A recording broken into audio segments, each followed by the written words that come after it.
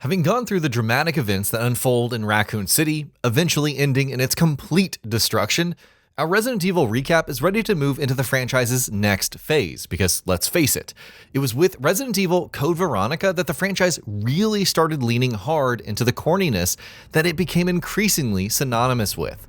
So here in part 8 of our Resident Evil recap then, we're going to talk about the outlandish events of Code Veronica. Now before we begin, this video is based on our understanding of Resident Evil Code Veronica's story and lore and reflects our interpretation of its events as a refresher before Resident Evil Requiem. As always, we recommend that you make your own informed call by looking into the game yourself and ensuring that it matches your expectations, standards, and personal values. And just as a reminder that this is a newly edited, restructured version of our recap from a few years back, now in 4K 60 FPS and new details added. We've already covered Outbreak File number 2 as a new addition to the series, and we'll be covering Umbrella Chronicles and Darkside Chronicles. Before we get into the events of the game proper, however, we're going to have to do something we do often with our Resident Evil recaps. Pause, wind the clock back, and drop some crucial backstory. The Ashfords. Umbrella Corporation was, of course, founded by Oswell Spencer, James Marcus, and Edward Ashford. And though we've spent a good bit of time speaking about the former two up to this point, now it's Ashford's time to shine. Of course, as we touched on earlier as part of the three Umbrella co-founders' intense rivalry, Edward Ashford was killed under mysterious circumstances all the way back in 1968. But that wasn't where the Ashford family's role in the story ended. Edward was survived by his son, Alexander, another gifted man working for Umbrella Corporation, though his interests, unlike his peers, lay more in genetics. To secure his family's fortune and position in Umbrella then, Alexander concocted a bizarre yet ambitious plan to use the DNA of the late and considered great Lady Veronica Ashford, who was his great-great-grandmother, and create a clone who would surpass all human benchmarks in terms of genetics and intelligence. Extreme eugenics, just to say the least. And so began Project Code Veronica, which did succeed, but not without caveats. The result of the project was not one, but two children, a girl, Alexia Ashford, and a boy, Alfred Ashford. Of the two of them, the former was considered the prize child, so to speak, because as it turned out, she, unlike her brother, was exactly the sort of child prodigy that Alexander had been hoping to create. Both Alexia and Alfred, however, resented their family greatly, and for most of their lives, the only comfort the two could find was in each other. It wasn't long before the twins discovered the truth of their birth, however, and almost instantly, they were set on revenge. They captured their so-called father and injected him with the T. Veronica virus, an experimental strain of the progenitor virus that the aforementioned Lady Veronica had been able to concoct by mixing the T virus with Queen Ant DNA. Alexander responded to the experiment violently though, turning into a hideous monstrosity, following which the twins locked him away. In isolation with mutations and mental decay stacking up over a prolonged period of time, Alexander eventually became a monster that would be dubbed Nosferatu, but more on that later. Back to the twins, because there is still more to talk about with this pair. Alexia continued to work on the T. Veronica virus, and eventually she came to the decision that herself would be a suitable test subject for the virus. She injected herself with it, and in order to avoid the sort of decay and mutations that Alexander had been put through, Alexia put herself into cryo-sleep, believing that doing so would allow her body the time it needed to adjust to the virus. Alexia, of course, was declared publicly dead, following which Alfred became the official head of the Ashford family, though he wasn't doing too well for himself. In the absence of his beloved sister, Alfred found it more than a little difficult to cope, and his mental health continued to worsen until it finally broke, getting to a point where he had subconsciously developed a second persona for himself where he completely believed himself to be Alexia to the point of even dressing like her. Claire Redfield's search begins. From here, we get to Resident Evil Code Veronica's story proper, which takes place in late 1998, a few months after Raccoon City's nuking. Claire Redfield, survivor of the devastating incident, is still looking for her brother, and Chris's trail has led her to Europe, specifically to Paris, where she hopes to find him in an Umbrella facility. When she does arrive at the facility, however, things quickly go wrong. And how often have we said that throughout this recap?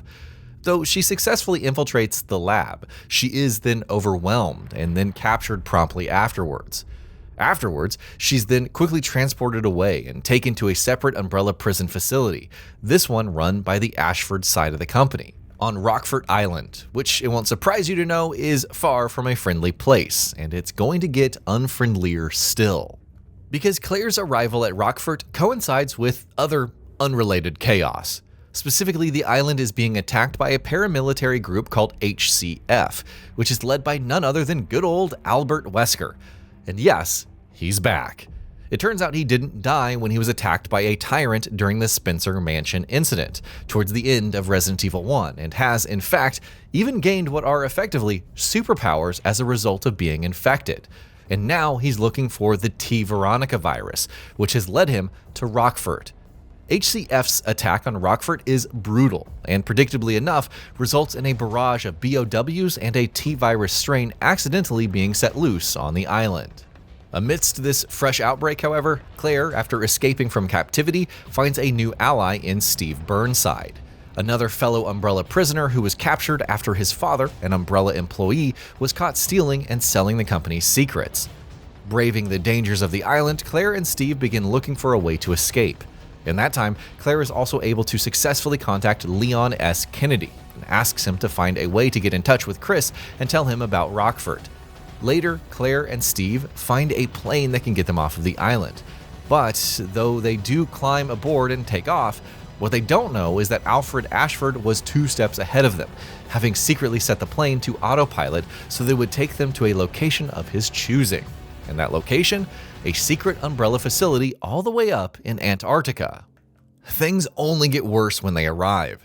They find that not only has a large chunk of the Rockford facility evacuated to the Antarctica base, it also turns out that they brought the T-virus outbreak back with them, which means once again, Claire and Steve find themselves in a facility overrun with zombies and all manner of bioweapons. But that's not all, as you may have expected. The two also square off against members of the Ashford family. First, they go head-to-head with Alfred Ashford himself, who they are able to defeat in a fight, but not permanently. Following which, he decides to finally bring his sister Alexia, who, as we mentioned, is infected by the T. Veronica virus, out of cryosleep, all of 15 years after she went under. Meanwhile, someone else they face is Alexander Ashford, or whatever it is that he has now become. Remember Nosferatu? Well, yeah, that thing. Claire takes the horrific creature on in combat, and after a desperate struggle, she is able to kill him, finally bringing his tortured existence to an end. Finally, in an attempt to escape the base in a commandeered truck, Claire and Steve are also attacked by the formidable, just to say the least, and terrifying, to say the very least, T. Veronica virus mutated Alexia Ashford, and this fight does not go well for them. The two are knocked out and promptly afterward taken away as Alexia's prisoners. Chris returns. As we often do in Resident Evil games, here we switch focus away from Claire Redfield to focus on Code Veronica's second primary protagonist, her brother, former STARS agent Chris Redfield. Immediately upon learning of Claire's location and everything that is happening on Rockford Island from Leon, Chris heads to the island himself, though he doesn't find his sister there, of course. He finds his old pal and now sworn enemy Albert Wesker. But though the two of them have beef to settle, at present, they have other priorities, and so they both head to Umbrella's Antarctica base, Chris to find his sister and Wesker to nab the T. Veronica virus. Chris arrives at the Antarctica base not long after and soon manages to track down Claire. She tells him that before they leave, they have to find Steve, who is being held separately, but when they do find him, he's not exactly in the state that they had hoped he would be in. It turns out that he's been infected with the T. Veronica virus, and the infection is beginning to take hold. In an uncontrolled fit of rage, Steve attacks Claire, though it soon becomes clear that he hasn't yet fully succumbed to the T. Veronica's many mutations. He fights the virus from within and is able to stop his attacks on Claire, following which he turns his attention to none other than Alexia herself. Alexia, however, is far more powerful and deadlier than Steve is at this point, given how long the virus has been in her body, and the fight between them is not exactly evenly matched. In a nutshell, she completely destroys him, and as he lays there in the aftermath with his body broken, he reverts back to his actual self, before finally succumbing to his injuries and dying. In their fight against Alexia, however, our heroes have some unexpected help from Wesker, who, for his own reasons, is hell-bent on defeating her and taking a sample of the T. Veronica virus for himself. Alexia and Wesker take each other on, and with Chris's help, the latter is able to come out on top. Chris, meanwhile, activates the Antarctica facility's self-destruct function, because every Resident Evil game obviously just has to end with a self-destruct countdown sequence. And immediately afterwards, he and Claire attempt to escape. Their attempt is cut short, however, by Alexia, who isn't quite dead yet. In a final battle against her, though, the two are able to take her down with the help of a weapon called the Linear Launcher, which was developed long ago by Alexander Ashford specifically for the purpose of dealing with T. Veronica experiments gone wrong should the need arise. Wesker shows off some cool new moves. But that's not the end of the obstacles our heroes have to deal with. Wesker rears his face again, and while Claire prepares for takeoff in a plane that will hopefully fly them far away from Antarctica, Chris and Wesker duke it out in a good, old-fashioned hand-to-hand duel. Wesker has the upper hand thanks to his literal superpowers, though Chris nonetheless succeeds in injuring his former boss enough to give him time to escape. Chris and Claire aboard the plane are able to fly away while the facility blows up in their wake. Meanwhile, unbeknownst to them, Wesker is also able to escape, and he does so with the T. Veronica infected corpse of Steve Burnside in tow. What does he want with the Pokedex of viruses that he's accruing? Well, we're going to get to that later on down the road. For now, that is our full recap of Resident Evil Code Veronica. When we return for part 9 in our recap series, we'll be covering Resident Evil The Umbrella Chronicles, a game with a few non-canon story segments, but also several crucial canon sequences that answer a lot of lingering questions from the earlier entries. And that'll be about it for this one. If you guys like what we're doing at Gaming Vault, please consider subscribing to our channel, and I'll see you guys on the next video.